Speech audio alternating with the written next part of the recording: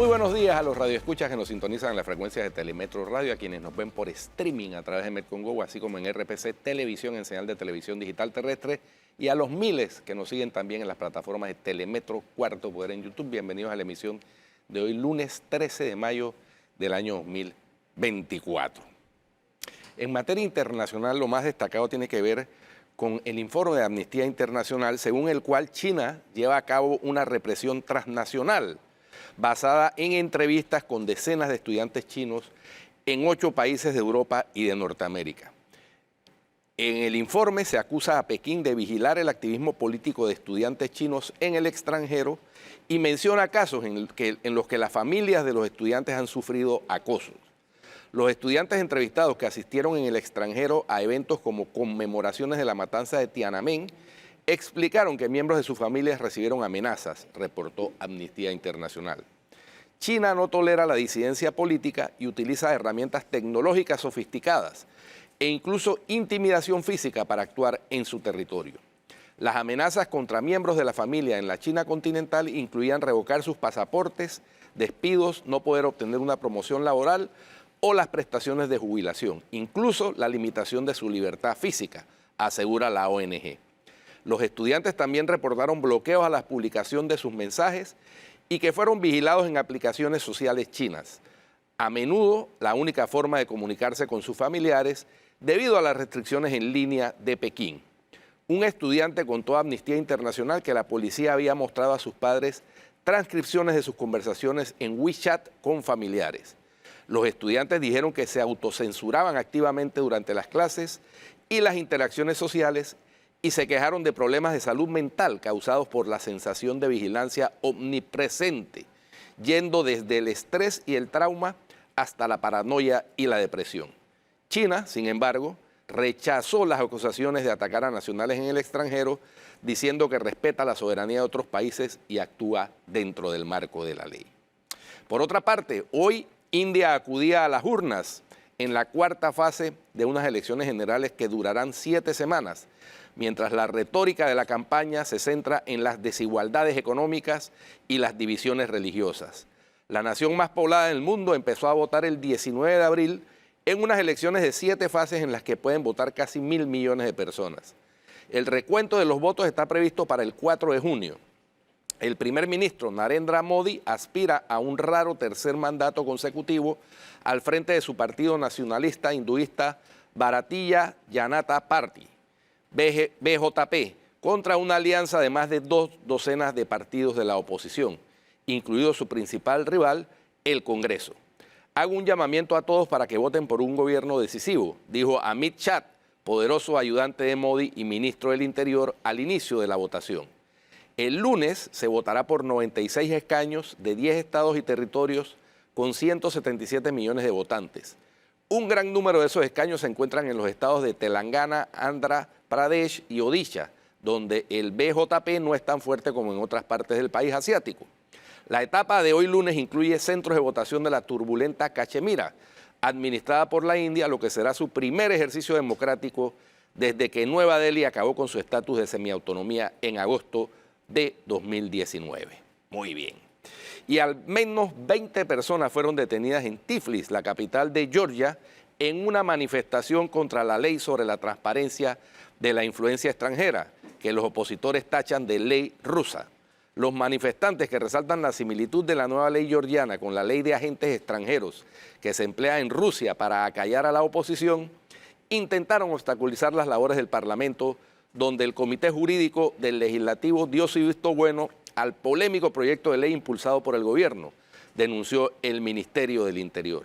Los detenidos se enfrentan a multas de hasta 3.000 laris, unos $1.100, o arrestos por un periodo de 5 a 15 días si son declarados culpables de desacato y resistencia a la policía. Así anda parte del planeta, 2 regímenes autoritarios y una democracia la más poblada del mundo, la de India. Muy bien. Todavía tenemos un gobierno, ¿no? O sea, Sí, no hemos entrado por supuesto. al... Digo, ya es un gobierno que va de salida. Sí, pero haciendo trastadas que da miedo. Y Ahí está bueno, el tema del IFARU. Son 2.615 millones de dólares lo que han acumulado en estos 5 años. O sea, faltan un par de meses en el que pueden hacer y deshacer. Oye, esa es una cifra importante. Es la mitad de lo que costó 2.600. la ampliación del canal de Panamá. Es correcto. Imagínate, ¿no? Correcto. Y de Lo nada peor le de todo es que no se rinde cuentas de eso. no se rinde cuentas. El Ministerio de Economía y Finanzas se niega a transparentar la documentación que sustenta los traslados de partida en la Comisión de Presupuesto de la Asamblea. Ya sabemos que desde el IFARU tampoco sale información. Y desde Contraloría se esconde todavía más, permitiéndole a la entidad cuestionada esconder los beneficiarios, porque el Contralor dice que eso es información privada de los beneficiarios. Terrible opacidad que ha caracterizado Terrible. el manejo de esta administración, tanto en la rama ejecutiva como en la rama legislativa. Porque es parte de la administración, es el mismo periodo gubernamental, son dos poderes importantes del Estado con mucha opacidad, y eso, entre otras cosas, fue lo que hizo que la población votara masivamente en rechazo a esa opacidad. De nada le sirvió al señor Meneses del IFARU ese manejo, que es más, fue contraproducente. Tú no sabes si no le sirvió de nada. No le sirvió para elegirse. Para elegirse, sí, Pero para yo no sé si elegirse. no le sirvió de nada. Bueno, de nada para elegirse como diputado porque fue rechazado en las urnas. Entonces, ese manejo que tradicionalmente los directores del IFARU terminan siendo postulados como candidatos a algo, pues en el caso del señor Bernardo Meneses no resultó, sus planes no resultaron y está cuestionado. Y ojalá la nueva administración haga las auditorías que corresponda hacer, porque es que 2.615 millones de dólares. Es una cifra, es vulgar, es obsceno. Es increíble. vulgar. Si eso se invirtiera efectivamente en la educación superior de Panamá, estaríamos volando como país. Estaríamos volando. Bueno. Eso no tiene justificación, como tampoco lo tiene el ingreso a la planilla estatal en marzo de 5.089 funcionarios nuevos. Eso no se justifica. Tampoco le sirvió de nada. No le sirvió de nada. Con colina hasta la cortina pero es que se dio. No le sirvió electoralmente de nada, pero nuevamente es que nos cuesta a nosotros. Sí, no, eso pues, no puede ser. Por supuesto, nos cuesta. Cero control de la Contraloría. La Contraloría renunció desde hace rato a ejercer su función de velar porque los fondos se usen con corrección, porque evidentemente nada justifica que haya ese aumento en la planilla estatal. No hubo ningún evento extraordinario durante el mes de marzo. Y en febrero ya habían aumentado también, y en marzo aumentaron 2% más que lo que ya habían aumentado en febrero. Planilla política, Flor. Y nada, fallida planilla política. Igual, no les habrá servido, pero igual les hacen el favor a esa gente no las votan el primer día, si es que las terminan votando en algún momento. Y al final del día terminamos pagando todos los caprichos políticos de estos tipos. Bueno. En todas las entidades funciona así. El presidente electo, en su discurso de proclamación, prometió que va a recortar el presupuesto de la Asamblea, pero tengo que entender que también ese es un propósito, por lo menos las manifestaciones que han expresado hasta ahora, los que han resultado electos dentro de la bancada de libre postulación. Y de eso es que vamos a hablar justamente hoy con el diputado electo Betseray Richards. Betseray, te cuentan entre los independientes, pero tú eres el único de los independientes, o por los de libre postulación que salieron que no eran de Vamos, ¿cierto? Sí, así mismo. El único. El único independiente que no forma parte de la coalición Vamos en ser electo en estas elecciones. ¿Por qué no te uniste a Vamos en su momento? Bueno, básicamente creo que fue un tema tal vez de timing, ¿no? Cuando ellos abrieron la posibilidad de aplicar, yo en ese momento creo que no estaba decidido a postularme. Yo me postulé ya prácticamente en photo finish, cuando ya estaba cerrando el periodo de postulación para libre postulación. ¿Y recogiste firmas y quedaste de primero en la firma? Sí, recogí firmas, quedé de primero no solo en mi circuito, sino a nivel nacional. Fueron más de 20.000 firmas que me convirtieron en el más firmado en la historia de los independientes para el cargo de diputado. Así que eso fue histórico. Y además tuvo una candidatura con, digámoslo así, accidentada, ¿no? Sí. Porque fue demandada la postulación o la candidatura y tuvo que hacerle frente al proceso en las instancias correspondientes del Tribunal Electoral. Explícanos un poquito de eso. Bueno, Ahora que estamos ya electos, yo creo que tenemos que hacer una reflexión de la función que tienen instituciones como la Fiscalía Electoral, como usted lo menciona, fue realmente accidentada, pero desde un punto de vista, la ciudadanía no está satisfecha del rol que juega la Fiscalía Electoral. Hemos visto, y eso es sabido, de diputados o candidatos a diputados que han regalado bicicletas, que han regalado bolsas de comida, jamones, cebollas, y hasta hemos visto plata que fluye en algunas campañas y que no se reporta, y la Fiscalía Electoral hace caso omiso. Entonces, yo creo que en algún momento habría que revisar la forma en la que se coge al fiscal electoral para garantizar su independencia. La Fiscalía no puede seguir respondiendo a los gobiernos de turno porque, desde algún punto de vista, podría estar omitiendo la investigación. Incluso ustedes mencionaban hace un rato el tema de los auxilios económicos. ¿Cómo nosotros podemos garantizar que no se usaron los auxilios económicos para campaña?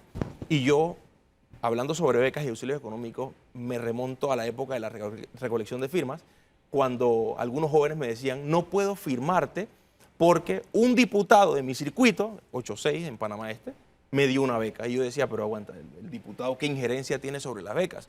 Eso fue antes que estallara el escándalo de los auxilios económicos. Y ahora es que nos damos cuenta de cómo se estarían manejando de manera política las becas. Entonces, ahí es donde debería estar la Fiscalía Electoral. Bueno, con favoritismos y discrecionalmente Sí. ya sabemos que así se utilizaron. Sería iluso pensar que en campaña lo dejaron de hacer de esa manera, ¿no? Entonces, Todo lo contrario. ahí es donde debería estar la Fiscalía Electoral investigando efectivamente. Hay diputados de mi circuito, uno de ellos se reeligió. Los otros 3 no salieron, gracias a Dios, pero el que se reeligió, yo recuerdo que en campaña nosotros denunciamos ¿Quién es? Alain Cedeño. ¿Y de los que no se reeligieron?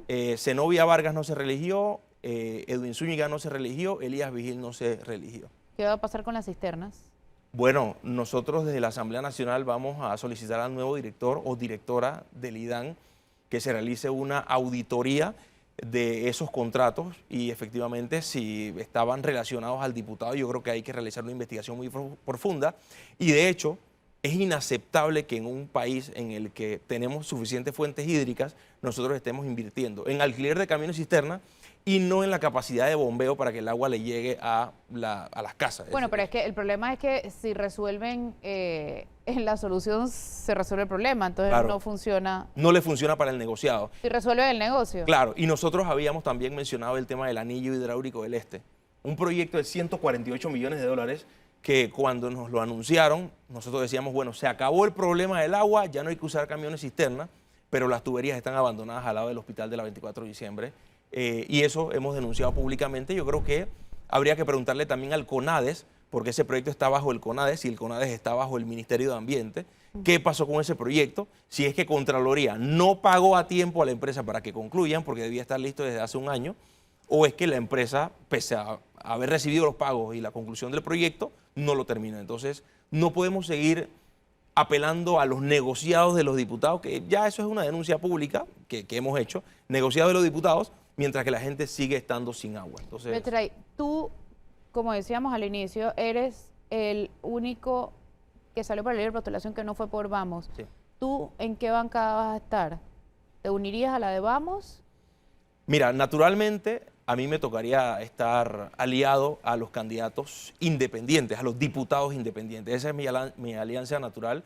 No sé qué nombre tendría esa bancada, pero naturalmente me tocaría trabajar con la bancada independiente, porque yo descarto la posibilidad de trabajar con el resto de las bancadas. O sea, yo no me veo trabajando con la bancada del PRD, no me veo uniéndome a la bancada de RM, no me veo uniéndome a la bancada de Cambio Democrático. Mi alianza natural es con los diputados independientes, siempre y cuando el propósito nos una, el propósito de la legalidad, el propósito del respeto a la Constitución, el propósito de transparentar la cosa pública, ahí voy a estar trabajando en equipo. ¿Y si se llama bancada Vamos, igual vas a estar? Yo no tendría ningún tipo de problema. Al final, la ciudadanía no reclama cómo se llaman las bancadas. No, lo digo porque estoy de acuerdo contigo, porque hace un momento dijiste, no, es que no sé cómo se va a llamar la bancada, entonces Sí, no, por eso no. pregunto Yo si no tengo tuvieras ningún algún problema. No tengo ningún problema. La ciudadanía no reclama cómo se llama una bancada. La ciudadanía reclama el trabajo que uno realiza como diputado dentro de la Asamblea Nacional. Y no es un cheque en blanco que nos firman. es un endoso de una responsabilidad hacer las cosas bien. Yo creo que el resultado de las elecciones generales para el cargo de diputado, que somos 20 independientes, o sea, esa renovación manda un mensaje alto y claro de un prototipo. Yo creo que es un prototipo específico. La gente votó por independientes, bueno, en el caso de los jóvenes de Vamos, por el llamado que hizo también Juan Diego y Gabriel Silva, y la gente quiere ese prototipo de diputado que apela a transparentar la cosa pública, a la fiscalización, al buen uso de los recursos del Estado, a la asistencia a planillas bajas. ¿Cuánto costó tu campaña, Betsaray?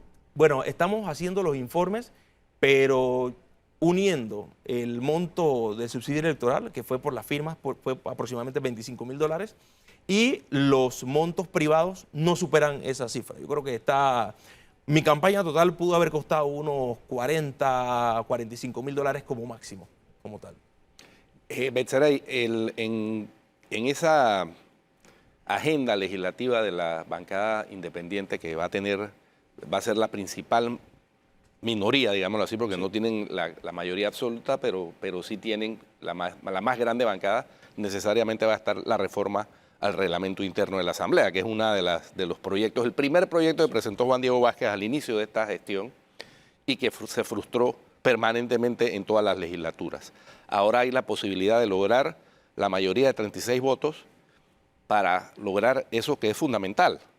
Está en la agenda, ciertamente. Por supuesto que sí. Una de las primeras cosas que estaríamos impulsando desde dentro de la Asamblea Nacional es esa modificación al reglamento interno y, de hecho, una cantidad de diputados independientes y algunos de partidos políticos firmaron un compromiso de la Fundación de Libertad Ciudadana que busca justamente transparentar la cosa pública y además la modificación al reglamento interno que incluye aspectos como limitar el personal por despacho, por ejemplo, y evitar el nepotismo.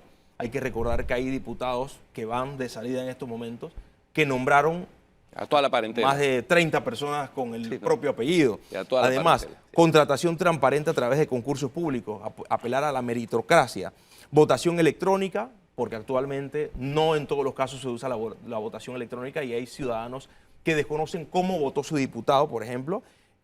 Mejorar las peticiones ciudadanas al alcanzar cierto número de firmas, seguimiento y respuesta a solicitudes de información. Todo eso tiene que ver con el mejoramiento al reglamento interno, ¿no? Transparencia en la Comisión de Presupuesto, que se prohíban las sesiones a puerta cerrada de la Comisión de Presupuestos, como se ha dado en este periodo, anunciar públicamente la agenda de sesiones para permitir la participación ciudadana, transparencia en la gestión de los diputados, publicar el presupuesto de ejecución de los mismos y realizar auditorías internas y externas y publicar salarios y contrataciones de los diputados. El tema del presupuesto, por ejemplo, una asamblea que maneja más de $200 millones, y si tú sacas la cuenta y tú te metes en la página web, yo le hago un llamado a la ciudadanía que haga ese ejercicio, métase en la página web de la Asamblea Nacional, busque planilla y usted se va a dar cuenta que los números no dan. Los números no dan a que la Asamblea se esté gastando $200 millones. Aparte que no está actualizada. No está actualizada y es muy probable que hayan algunas planillas ocultas y contratos. Oye, hay planillas que ni siquiera la Contraloría en el periodo anterior pudo entrar a auditar. Sí. Cosa que es inaceptable. Absolutamente inaceptable. Ustedes mencionaron hace un rato el aumento de la planilla estatal, que también debería incluir las contrataciones que hace la Asamblea Nacional. Yo recuerdo que en la campaña yo veía a diputados o a candidatos del oficialismo caminando con 200 personas. Era una turba de personas que yo decía, eso para un candidato es impagable, impagable. Entonces la respuesta que deben darle a la ciudadanía es, esas personas efectivamente que están caminando, estaban nombradas, estaban formando parte de alguna planilla o qué era lo que pasaba. Y pese a eso, muchos no salieron. Bueno. Porque el ciudadano mandó un mensaje alto y claro. Muchas gracias, Betsaray. Ambiciosa la agenda. Oye, dentro del presupuesto estaba el costo del megáfono. El megáfono, aquí está. Muy bien. 30... ¿El megáfono que usó Zulay Rodríguez estos días? No, ella se copió de mí. Ella se copió de mí porque yo en campaña utilicé esto como un llamado a darle voz a la ciudadanía. Fuimos a la sede del IFARU cuando jóvenes con un promedio de 4,7 y hasta 5 tenían que hacer filas por 24 horas para pedir una beca, para reclamar su beca por mérito, mientras que los de los auxilios económicos, sin hacer fila, solo por ser amigos del poder político y del poder económico, les daban subsidio económico. Entonces, esto va a seguir siendo parte de lo que vamos a hacer desde la Asamblea Nacional. Si me apagan el micrófono, ahí va a estar el altoparlante. Muy bien. Déjamelo para que el productor... Para el micrófono. Betseray Richards, nuevo diputado del circuito 86, independiente, con el propósito loable.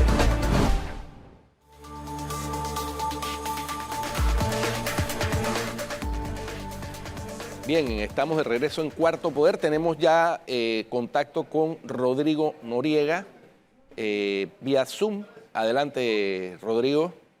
Bienvenido a Cuarto Poder. Flor, buen día, Guido. Buen día a la audiencia. Tiene el micrófono, buen día, Rodrigo. El micrófono, por favor. ¿Micrófono también? Ya, ahora, ¿aló? Rodrigo. Hola, ¿me escuchas? Sí, ahora sí, ¿Me ahora sí, escuchas? ahora sí. Dale. Perfecto. Buen día, Guido. Buen día, Flor. Buen día, Panamá. ¿Cómo están? Bueno, aquí todavía analizando y asimilando los resultados que tal como era previsible, fueron sorpresivos para algunos, pero además mandaron un mensaje, Rodrigo, demasiado alto sobre el rechazo a la política tradicional, el rechazo a la praxis política opaca, poco transparente. Estábamos comentando temprano en el programa que es inaudito que el IFARU haya dispuesto de 2.615 millones de dólares en estos 5 años, es decir, la mitad de lo que costó la ampliación del canal. Exacto. Y sin rendir cuentas, ¿no? Sin que rinda cuentas y con la complicidad de la Contraloría General de la República en esa ausencia de rendición de cuentas. Guido, ahí hay una transferencia neta de recursos de todos los panameños hacia una élite. No sabemos si hay auxilios económicos cashback también. O sea, yo te doy a ti $100,000, tú pasas para acá 50,000 y tú dices que estudiaste con 50,000, por ejemplo. Ese es un tema bien delicado. Y decir IFARU es también decir ANPYME, es decir ANATI, es decir todas las instituciones del gobierno que dispensaban beneficios económicos. Entonces, básicamente lo que yo siento que fue la estrategia del PRD fue enriquecer, fortalecer a los bastiones del PRD, pensando que con eso conseguían suficientes votos, pero ni sus propios bastiones los respaldaron. Entonces, ese es el mensaje final, ¿no? Que esa estrategia de que robamos para nosotros, transferimos recursos para nosotros, al final vas a tener una mayoría de la población en contra tuya y tu propia gente también va a estar en contra tuya. Rodrigo, así como hubo un clamor generalizado durante las elecciones y que se plasmó en los resultados, no sé si estoy equivocado, pero estoy sintiendo, a medida que pasan los días y se acerca, comienza la transición y se acerca el cambio de gobierno, estoy sintiendo un clamor de que se revise qué se hizo con esos multimillonarios recursos estatales. Es decir, que haya auditorías. Fíjate que hemos entrevistado a varios de los funcionarios nuevos y sin excepción, todos en gobiernos locales, en la asamblea, en alcaldías y en juntas comunales, lo primero que dicen es: vamos a hacer una auditoría, vamos a solicitar una auditoría. ¿Tú crees que esa es una interpretación correcta de la situación? Sí, totalmente. Totalmente. Primero porque ese es el mandato popular. El mandato popular de cambio en la Asamblea Nacional, recordemos, cambiaron también las 5 principales alcaldías del país, que estaban en manos del PRD, las cambiaron. Hubo 2 independientes, no, 3 independientes, perdón, y 2 que fueron para el CD. Cambiaron alcaldías emblemáticas del interior, David, Santiago, la Villa de los Santos. Entonces hay un mandato de cambiar las cosas desde la raíz. Hay un mandato de auditoría. La gente quiere saber qué pasó con esos fondos de la pandemia, por ejemplo, que supuestamente iban a ayudar a los pequeños productores, a los pequeños y medianos empresarios. ¿Dónde fueron esos fondos? ¿Qué pasó con las becas? ¿Qué pasó con los bonos digitales? ¿Qué pasó con todo ese tipo de proyectos? La cantidad de dinero que año tras año, Guido, escuchábamos en el presupuesto general del Estado, que se aprobaba en la Asamblea para inversiones. ¿Dónde fue ese proyecto? No está, no se ve, no se siente. Uno sale y está en las calles en mal estado, no se recoge la basura, no hay agua, se caen los postes, un montón de cosas. Entonces uno solo tiene que concluir que básicamente se lo robaron. O era un presupuesto de mentira, o se robaron el dinero, porque no se ve, no se siente esa obra pública. Rodrigo, en el discurso del jueves del presidente electo José Raúl Mulino, muchísimas personas despejaron ya sus dudas o se sintieron más tranquilos con el tono del discurso del presidente electo, que varió mucho del discurso dado el día de la elección en la noche. ¿Cuál es tu lectura acerca de eso? Es demasiado prematuro. Es demasiado prematuro. Yo creo que él entendió por la crítica de la opinión pública al discurso del domingo, él entendió que tenía que variar. Pero recordemos que hay una diferencia entre discurso y acción. Tenemos que esperar a conocer quiénes son sus nombramientos, sus miembros de su gabinete. Primera decisión. Segundo, tenemos que entender qué va a hacer él con todo esto que mencionó Guido, las auditorías, el presupuesto, el IFARO, en fin. No puede haber impunidad, no puede haber un pacto de impunidad entre un gobierno y el otro, por ejemplo. No puede haber una negativa de que la justicia siga trabajando para proteger intereses creados. O no puede haber, por ejemplo, un retroceso en materia de decisiones de la Corte Suprema de Justicia. Vamos a ver qué pasa. Él ha hablado, Rodrigo, de la constituyente originaria. En base a lo que estás diciendo, ¿cómo cabría la constituyente originaria? ¿Cuáles serían los peligros o las implicaciones, tanto positivas como negativas, de una constituyente originaria? Flor, una constituyente originaria, para que los panameños y panameñas que escuchan este programa lo entiendan, es borrón y cuenta nueva.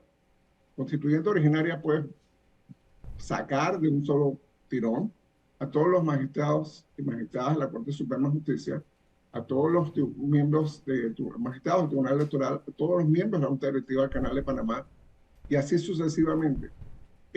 Puedes eliminar decisiones de la Corte Suprema de Justicia. Sabemos lo que eso puede significar. En tema de minería, en el tema de las condenas por corrupción de alto perfil, en otros temas, digamos que pone al país en un filón de inseguridad jurídica que no necesitamos. Hay que hacer cambios estructurales, sí, hagamos una constituyente paralela, que es la que dice el artículo 313 de la Constitución, punto y aparte. Hagamos esa constituyente, reformemos lo que tenemos que reformar y a partir del 2029 tenemos un nuevo sistema de elección, podemos tener la segunda vuelta, podemos tener más requisitos para ser diputado, para ser alcalde, para ser representante, podemos sanear la forma de hacer presupuesto, podemos independizar a la Contraloría, a la Fiscalía Electoral, o sea, hacer esas cosas que el clamor popular de auditorías, de buena gestión, de buen gobierno están pidiendo. Nadie está pidiendo borrón y cuenta nueva. Nadie está pidiendo, sácame toda la gente de la Corte, sácame todos los magistrados del Tribunal Electoral, sácame toda la Junta Directiva del Canal de Panamá. Nadie está pidiendo eso. Lo que está pidiendo, ese voto de hace 8 días, un voto principalmente económico y un voto de cambio político. Económico a nivel presidencial y cambio político a nivel de asamblea. A nivel de asamblea y a nivel de gobiernos locales. Sí, pero ¿por qué esa diferencia en el criterio a la hora de votar por un cargo y por el otro? Bien, yo creo, Flor, que voy a hacer una sumatoria. Todavía no tengo cocinada totalmente la hipótesis, pero tengo la sumatoria que los votos de Lomar y los votos de Martín Torrijos eran casi intercambiables. Ahí hay un poco de más o menos 40% de la población. Y el resto de la gente eran votos básicamente económicos. La promesa de Rómulo, por favor, 500.000 empleos.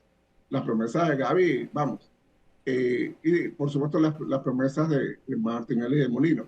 Entonces, tienes 40% de los votos que promueven un cambio institucional y 60% de los votos de la población que promueven básicamente una agenda económica populista, pura y dura. El voto de Molino es un voto de la gente que dejó por fuera el PRD la repartición de panes y peces. Ese es el voto de la gente que vio pasar los bonos durante la pandemia, que vio pasar las becas, que vio pasar los proyectos, y a ellos lo dejaban por fuera porque usted no es PRD. O a ellos lo dejaban por fuera porque usted no votó por el diputado o la diputada tal. O a ellos no le daban agua porque ni siquiera valía la pena el contrato del tanque de cisterna para ellos. Entonces, esa población que tiene lo que yo llamo una nostalgia económica, esa población recuerda perfectamente el gobierno de Martinelli, que había plata por todas partes, cuando tú hablas, mira, nosotros, mi esposa y yo hacíamos un ejercicio de hablar con personas de todas las clases sociales, de todas las etnias, de todos los grupos, y queríamos saber por qué iban a votar. Y nos encontrábamos saloneros, guardias de seguridad, vendedores ambulantes que nos decían, vamos a votar por Molino, porque es que cuando ellos estaban en el gobierno había plata. Entonces, pero tú igual trabajabas, sí, pero esa persona tenía otro trabajo, o su familia tenía otros ingresos. Entonces, recordemos que había una economía subterránea también muy grande.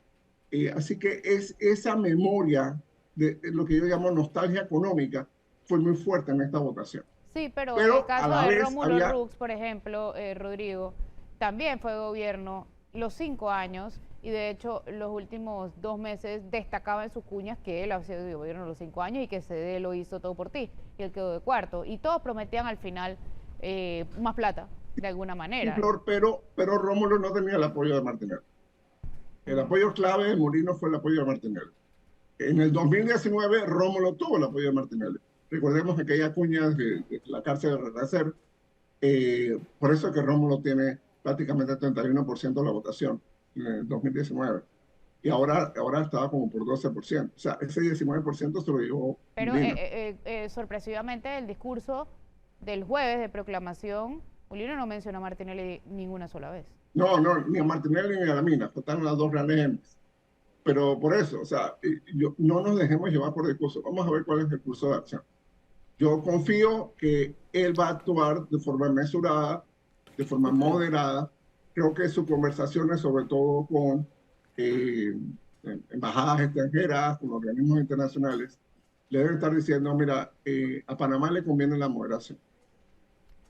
A mí no me sorprendería que en estos 6, 7 semanas que quedan, a Martinelli le den el salvoconducto para que se vaya a Nicaragua o se vaya a Italia, donde quiera irse. Un poco para enfriar la situación política y no crear un conflicto directamente con la Corte Suprema y con la opinión pública. ¿Y eso sería positivo? Rodrigo, tenemos que irnos, pero quisiera saber en tu opinión, ¿eso sería positivo? En mi opinión, para el momento sí. A largo plazo no, pero para el momento sí. Bueno, muchas gracias, Rodrigo. Rodrigo. Gracias por tu participación en Cuarto Poder. Y ahora estamos con el alcalde electo de la ciudad de David, Joaquín de León. Bienvenido, alcalde. Gracias. Oiga, una de las preguntas que siempre surgen a las autoridades locales nuevas que van a tomar posesión el 1 de julio es cuáles son los problemas más importantes que tiene su ciudad. Y yo estuve sondeando a varios chiricanos que viven en Chiriquí y la lista que me plantearon fue áreas verdes, porque David es como la caldera del diablo, del calor por la falta de áreas verdes. Agua. Hay áreas en la ciudad de David donde no llega el agua o cuando llega 3 horas y luego se va. Tranque. Sí, el tráfico por falta de estacionamientos y seguridad. Esos son los 4 planteamientos básicos que me han hecho. Por supuesto, áreas recreativas, todo lo que conlleva el movimiento de cualquier ciudad. Bienvenido, alcalde. Bueno, gracias. En primer lugar, pues agradecer la oportunidad. Sin efecto, como acabas de listar, son las principales problemáticas que aquejan a los ciudadanos del distrito de David, sobre todo el tema de la falta de espacios públicos para poder la familia converger y compartir de forma sana.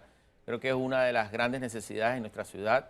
Por eso nosotros hemos proyectado, iniciando nuestro periodo, entregar el Parque Metropolitano de David, que es una de las grandes necesidades de esta ciudad. Y es una obra que ha estado por más de 10 años en construcción y que ahora pues nosotros, primero Dios, hemos asumido como reto entregar a los ciudadanos del distrito de David el PAMEDA.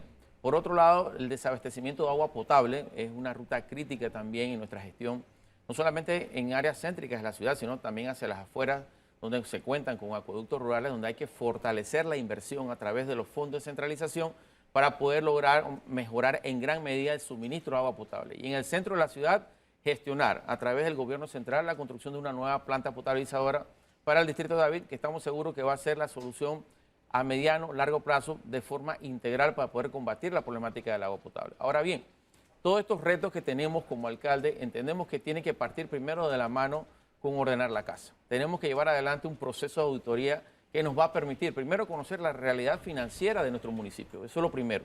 Lo segundo, un plan de recorte de la planilla actual que hay en la municipalidad. La planilla está englobada, hay una gran cantidad de funcionarios que para poder nosotros poder cumplir con esa hoja de ruta que tenemos, de el plan de inversión que tenemos para la ciudad, tiene que haber una reducción sustancial de la planilla para poder cumplir con esas metas que tenemos a corto, mediano y largo plazo. Así que creo que serían de las primeras acciones que llevaríamos adelante a través de una vez iniciando nuestro periodo, primero, pues obviamente, iniciar con ese proceso de auditoría y luego ese recorte sustancial de la planilla para poder entonces irnos organizando en materia presupuestaria y poder lograr esas metas que tenemos proyectados, primero Dios, en este quinquenio. ¿Cuánto es el presupuesto con que cuenta el municipio de David? La alcaldía de David maneja un presupuesto de 8.2 millones, ese es el presupuesto de rentas y gastos que administra esta alcaldía. Aparte maneja un presupuesto de inversión de impuestos de bien inmueble que oscila entre los 4.5 y 5 millones de dólares. Eso depende de la recaudación anual, pero está entre 12 y 13 millones de dólares más o menos el presupuesto anual que administra esta alcaldía y que esperamos y confiamos, primero Dios, que con estas medidas que vamos a llevar adelante, con fortalecer más la lucha contra la corrupción.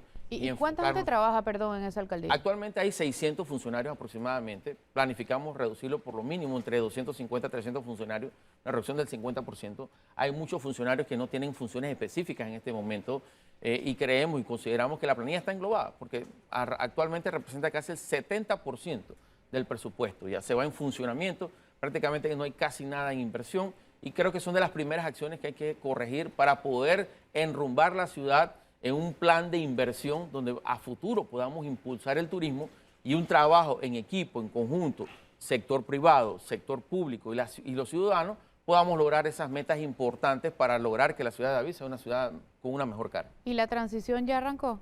Sí, ya nosotros tuvimos una primera conversación o acercamiento con el actual alcalde. Consideramos que fue bastante buena. Esperamos arrancar ya formalmente con el equipo de trabajo a partir de la próxima semana, comenzar a ver ya los números más en frío con el tesorero, con el ingeniero municipal actual y comenzar a proyectar cuáles son esas acciones que tenemos que realizar ahorita a corto plazo para poder, vuelvo y reitero, enrumbar y reestructurar la administración de la municipalidad, que creo que es una de las prioridades en esta etapa. ¿Cómo quedó conformado el Consejo Municipal? El Consejo Municipal actualmente está, son 12 representantes de corregimiento, actualmente está conformado por 4 panameñistas, 2 independientes. ¿Así va a estar o así está? Así está. No, así va a estar, perdón, corrijo. Ajá. Va a estar conformado por 4 panameñistas, 2 independientes, un RM y 5 PRD. Tiene una conformación bastante variada. Ya hemos hecho los acercamientos necesarios con la gran mayoría de ellos ya, porque al final aquí lo que tiene que imperar es el diálogo. ¿Y cuántos de ellos son reelectos y cuántos nuevos? Reelectos tenemos 4 reelectos, la gran mayoría son nuevos, tenemos 8 nuevos, sí. Y yo creo que tiene una conformación bastante interesante y lo más importante, Flor, es que, hombre, todos vienen con una visión de que estamos claros, de que tenemos que trabajar para echar para adelante la ciudad. No podemos entrar en disputas y diatribas políticas en este momento, tenemos que construir los diálogos y consensos necesarios para echar para adelante la ciudad de David. Y yo creo que en miras de eso vamos en una buena dirección, un buen camino. Y estoy seguro que vamos a comenzar, primero Dios, a ejecutar una vez entremos en ejercicio todos esos planes y todos esos proyectos necesarios para que la ciudad de David evolucione y tenga un cambio que sea notable y visible para los ciudadanos. Muy bien. El otro tema que me planteaban casualmente esos residentes en David, originarios de David, es el tema de la corrupción política. Dice que en esta administración esa fue la característica. Hablaron de las botellas, que usted ya las mencionó, sí.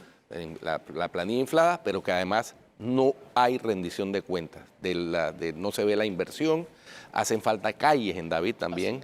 Entonces, esos son retos tremendos, si bien David es una ciudad manejable, con una población manejable, sin embargo, hay que navegar tratando de hacer esos cambios positivos para la ciudadanía, porque de lo contrario en 5 años va a pasar lo mismo que pasó en estas elecciones. Claro. No, definitivamente. Pase de factura. Definitivamente. Es uno de los grandes retos transparentizar la administración pública, la rendición de cuentas, fortalecer todos esos procesos que ya están estipulados en la ley de descentralización, pero que muchos no se han cumplido. Es necesario devolver la confianza a los ciudadanos y solamente lo vamos a lograr llevando una gestión transparente, rindiendo cuentas. Yo creo mucho en los diagnósticos comunitarios, es importante ir a las comunidades a tener ese acercamiento con nuestros ciudadanos, explicar cómo se van a invertir los fondos, inclusive el alcalde, el representante, tiene que ser una figura que oriente también a sus ciudadanos y que se logre a través de consenso esos proyectos y esas inversiones necesarias para poder que el desarrollo llegue a nuestras comunidades. Entonces, definitivamente que en esa dirección vamos a ir. Vamos a llevar adelante una administración muy transparente, muy cercana también a los medios de comunicación. Es importante mantener esa información fluida y yo creo que pues en esa dirección, primero Dios, estamos claros y sabemos que esa es la ruta a seguir en nuestro próximo quinquenio, primero Dios. Cómo no. Muchas gracias, señor alcalde Joaquín de León, alcalde electo de la ciudad de David en la provincia, en la altiva provincia de Chiriquí. Éxitos. Vamos al cambio y regresamos con nuestro siguiente invitado en Cuarto Poder.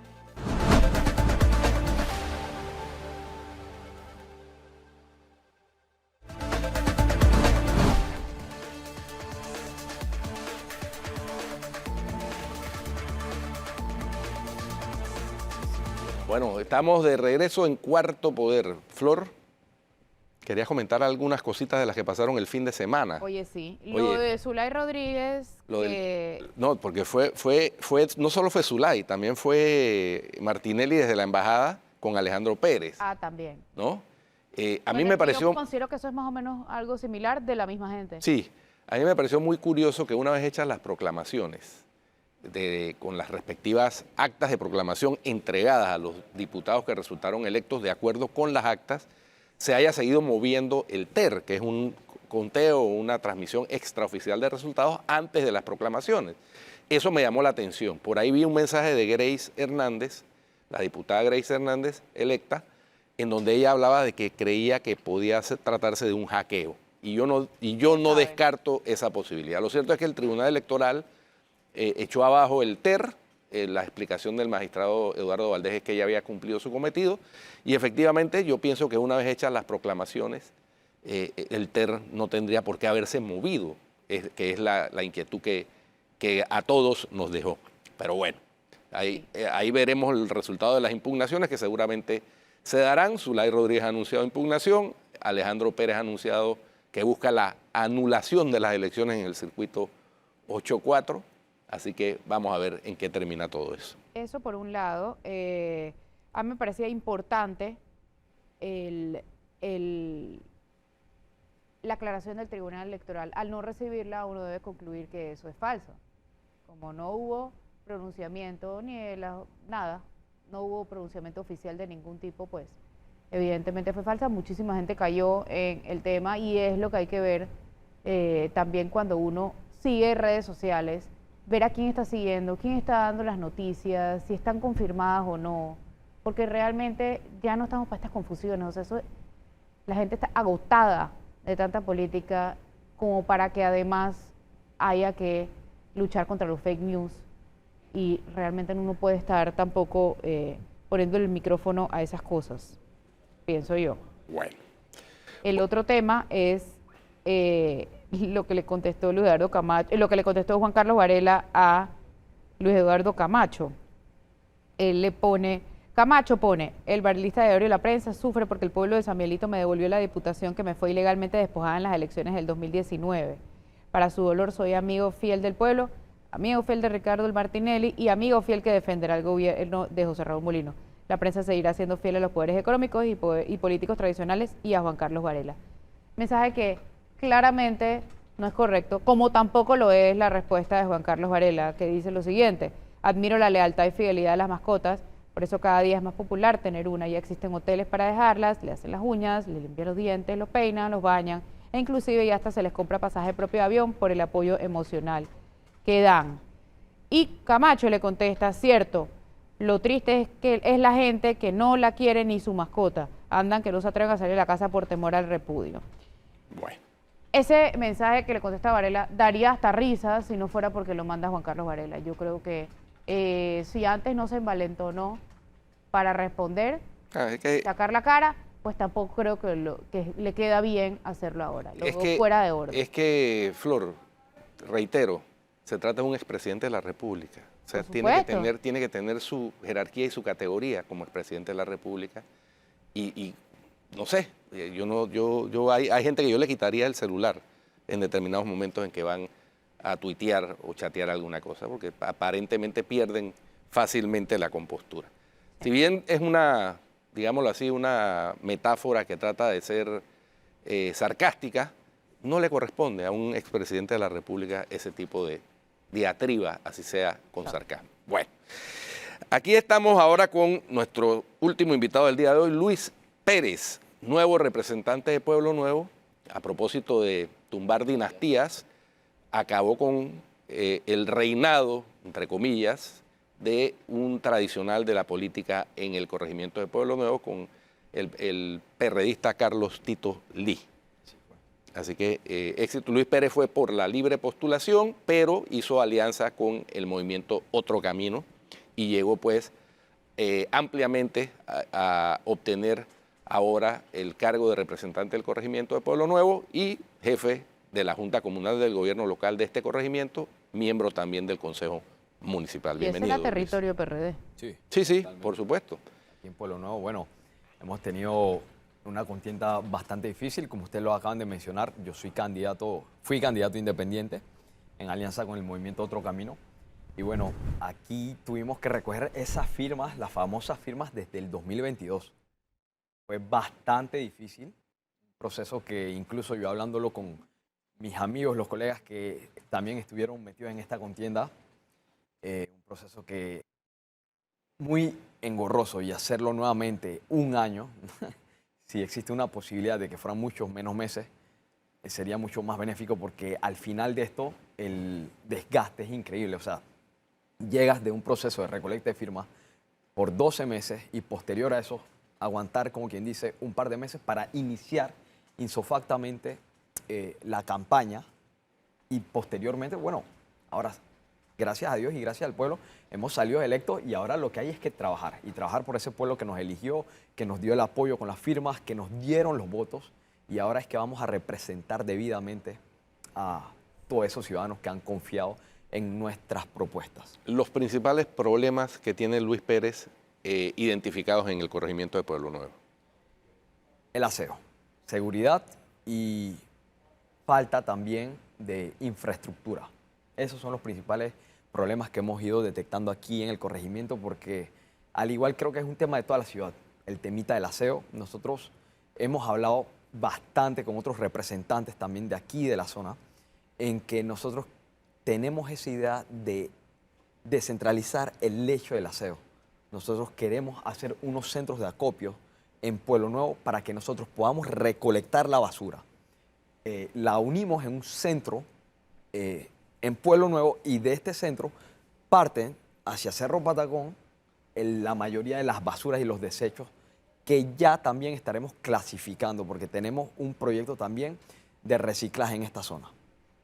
Eso va de la mano con uno de los proyectos bandera del nuevo alcalde de la ciudad, Mayer Mizrachi, que tiene que ver también con el tema del aseo, el tema de acopio y el tema de clasificación, para que la recolección de basura se convierta en un negocio, Sí, y no en una carga para los gobiernos locales como para la alcaldía.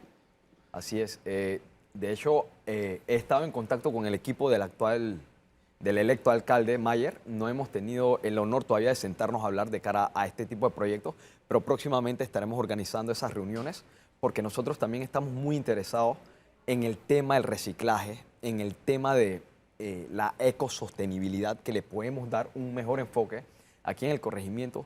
Y nuestras propuestas, mis propuestas, iban dirigidas también a eso. Queremos hacer como son estas recicladoras que también utilizan esos desechos, una vez que se le da una segunda vida, una segunda transformación, utilizarlos en productos dentro del mismo corregimiento, es decir, los parques, abandonar ese estilo de parques que se oxidan, de ese montón de hierros, ese montón de chatarras que yo he datado en mis redes sociales. Nosotros vamos a modificar y a reemplazar este tipo de instrumentos con instrumentos meramente reciclados en el corregimiento, y darle así un mejor aire y una mejor ecosostenibilidad a todos estos proyectos. El tema de la seguridad también es un tema que residentes del corregimiento resienten, ¿no? Porque hay áreas del corregimiento, este es un corregimiento diverso, ¿no? Donde tienen un área residencial muy bonita, tienen áreas comerciales muy desarrolladas, pero también tienen áreas en donde hay incluso informalidad en las viviendas. Y entonces en esas áreas de cuando en cuando hay algunas escaramuzas de carácter violento por la inseguridad y también hay que decirlo, por temas de crimen Así es. y delincuencia. ¿Cómo plantea hacerle frente, coordinar con las autoridades encargadas de combatir ese flagelo? Bueno, aquí en Pueblo Nuevo los vecinos los hemos escuchado y parte de lo que queremos hacer con ellos es la vigilancia municipal. Nosotros son parte de los proyectos que queremos hacer no solo con la Policía Nacional, sino que queremos aumentar las rondas y obtener un recurso por parte de la municipalidad para ubicar estas unidades y brindarle una mayor vigilancia y una mayor seguridad a todos los barrios de Pueblo Nuevo, porque nosotros estamos muy anuentes de que uno de los proyectos de los que se venía hablando en campañas anteriores era sobre la videovigilancia. Y siempre lo he exhortado y le he dicho a las personas, si es la voz del pueblo el que pida la videovigilancia, nosotros vamos a instalar las cámaras necesarias en el corregimiento, pero cabe recalcar que una cámara ve un delito, ve un robo, no lo evita. Nosotros lo que queremos es evitar eso, pero eso va muy de la mano con las actividades extracurriculares y de deportes que vamos a hacer, no solo para los jóvenes, para los niños y para los adultos en el corregimiento, para que las personas también tengan otra salida y otra manera también de invertir su tiempo de cara a desarrollar mejores habilidades. Bueno, Muy bien. nos Muchas acabó el gracias, tiempo, lastimosamente. Pérez. Gracias. Gracias, éxitos. Gracias. Y bueno, cuando tome posesión, esperamos tenerlo de vuelta acá en un ejercicio de esos de rendición de cuenta y transparencia. Muy amables, gracias. Muy bien. Se nos acabó el tiempo. Si usted sigue en Telemetro Radio, siga con los muchachos del brunch y en RPC Televisión, la retransmisión de Calle 7. Hasta mañana.